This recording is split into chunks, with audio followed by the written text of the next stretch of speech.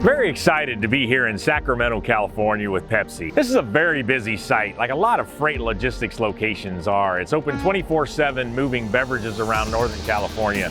So if you thought these Tesla semis were a bit like Bigfoots, maybe you heard about them, maybe saw a picture, a fuzzy one, but you weren't sure they were real or not, we're here to show you that they are real. They're hauling real beverages for Pepsi here in Northern California. Zero emission, delivering goods every day. Sacramento is one of our locations that really embodies our commitment to climate and our PepsiCo positive ambition. The facility is powered by solar.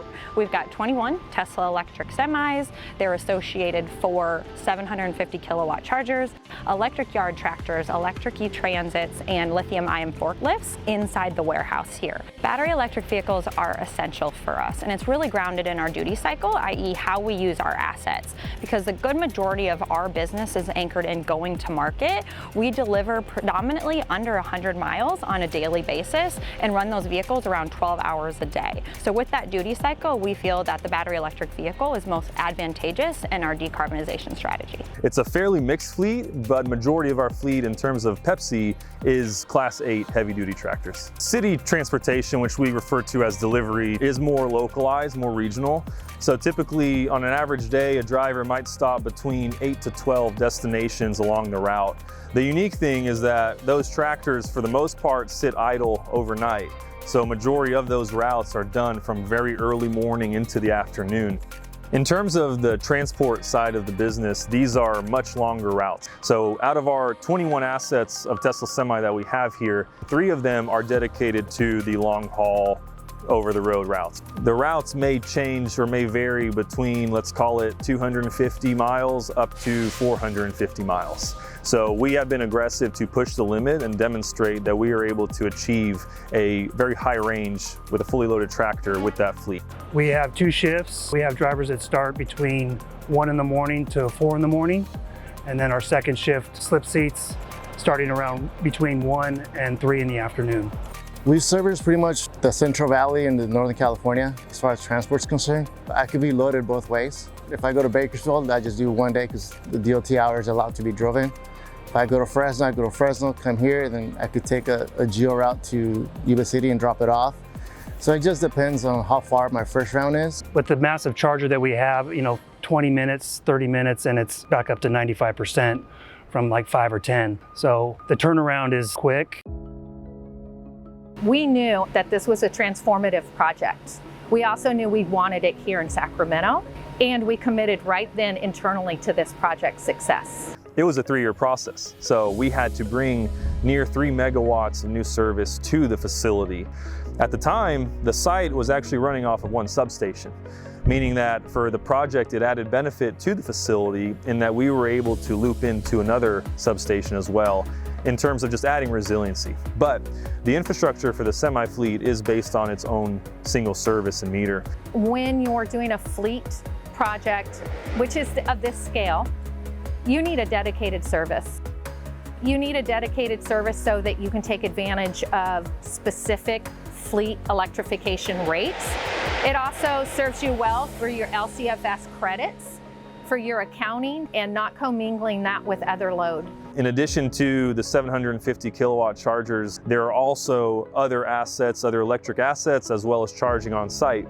Those other charging solutions, we were able to pull off of existing power from the facility, from our service. However, given the load of which is required to run the semis and charge at the times that we need, 0 to 80% in 45 minutes, we required a lot more integration and work to be done with that infrastructure. Good infrastructure design serves the customer and serves the utility.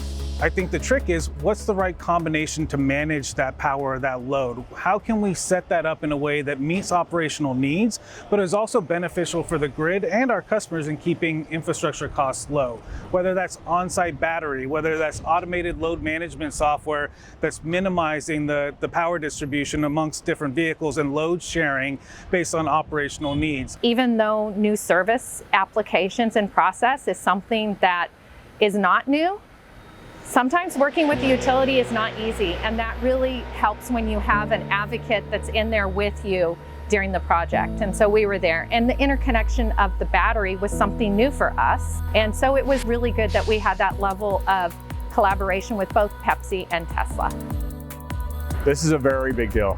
This is going to revolutionize how the trucking industry goes to market in the future, and PepsiCo is on the forefront of it. It's very, very important that we get it right, and we do everything we can to make sure we run on less.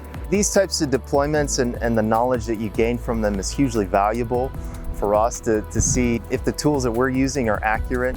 But perhaps more importantly, on the cost side, how these vehicles are charging, when they're charging, what the overall charging profiles look like day to day. Getting these real world data points are just hugely valuable in the early going here.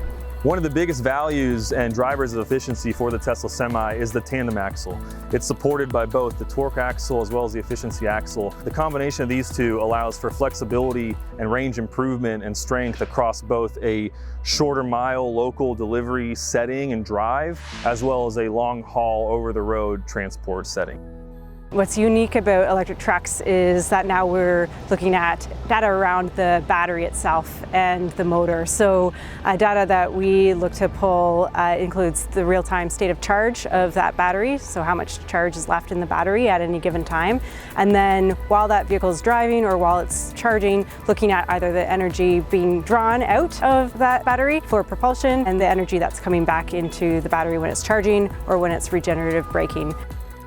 Regen is a huge benefit for us, I think, overall when it comes to the transformation to electric. We've seen very strong efficiencies and performance based off the regen of the Tesla semis. For example, going across Donner's Pass and back from here to Nevada, we're able to, on the trip back, actually zero out in terms of state of charge improving due to regenerative braking, which for us is massive. That extends range for us in a way that is invaluable. In terms of the regen, the efficiency of the tractor and the routes that we're taking, as well as the drivers that have been enabled, for the past several months, we've been able to stay below 1.7 kilowatt hours per mile in terms of efficiency of this fleet. I was driving to the Bay Area a couple months ago, and one of these Pepsi Teslas came up beside me, and I had to grab the wheel because I kept looking over. I just couldn't believe it. I had heard the announcement about them being deployed here in Sacramento, but you know, to see them out in the road in the wild was, yeah, it was just really great. It's a real sense of pride, I think, for the community. We're first in the world to have Teslas, and to be part of that is exciting. I started 2 in the afternoon, so I'm a swing shift driver. I've been driving it for about 3 or 4 months now. And yeah, we get questions every time we go to a different facility. People see us long haul drivers, they ask questions, and I tell them it's just, you know, it's so comfortable, it's so easy to drive. You're so close to the front of the tractor, your visibility is amazing. I come from a family of truck drivers. My grandfather, my uncles, my dad, they're all been truck drivers since I grew up on a truck. I love being on the road. It's my favorite thing. I love it. I do about 400 plus miles a day. Being in a good truck, comfortable, drive great, it makes a world of difference on my day. You know, I don't hurt as much. As soon as I got this, I was like, it just feels good. I actually volunteered because I was really excited to drive the electric truck. I'm not a techie person, so I was I was afraid of the iPhone when it first came out. There's no switches and gauges in the cab of the truck, so I had to strictly go off the monitors, and within a half hour I was comfortable. If you know how to use a smartphone, then you could easily operate one of these trucks. The turn radius is awesome. It's better than in my car. It's a lot more comfortable. They're quieter, they're smoother, they look nicer. They don't look as intimidating. I think when they see other women doing it, then that will give them maybe some motivation to want to get into it. I think with this, they would be a little bit more comfortable considering driving a big rig. You know, hopefully seeing projects like this and seeing other fleets lead the way will encourage maybe smaller fleets or fleets that have been less excited in the past to kind of come along. As a PepsiCo organization, we have some very bold emissions reduction ambitions. 75% by 2030 and 100% by 2040 under our PepsiCo Positive umbrella. Where we are today with the Tesla semis we have, we're close to about 50% of the transformation to electric.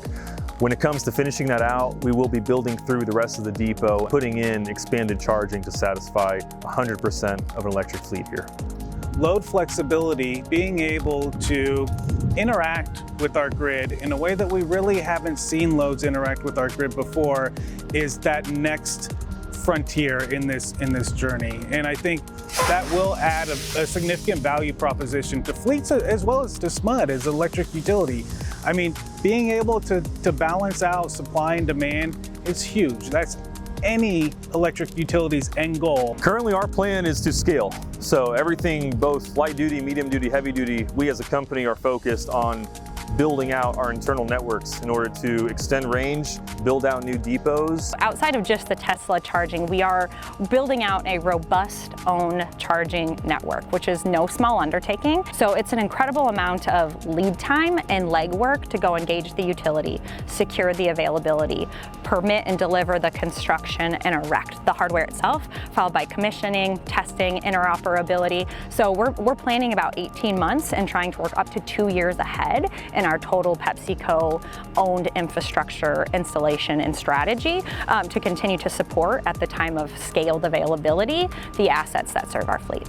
Given the construction, given the utility, given the complexity and that lead time, it is easier for us to move a holistic project forward one time, i.e. touch it once. When you're ingraining that much of an energy pool, that many different collaborators to one location, we have now determined, hindsight 2020, it is best and most efficient to go fully deploy EVSE with that first touch. But I think we'll find in our future locations, we develop holistically the entire depot rather than a component or conservative element of it.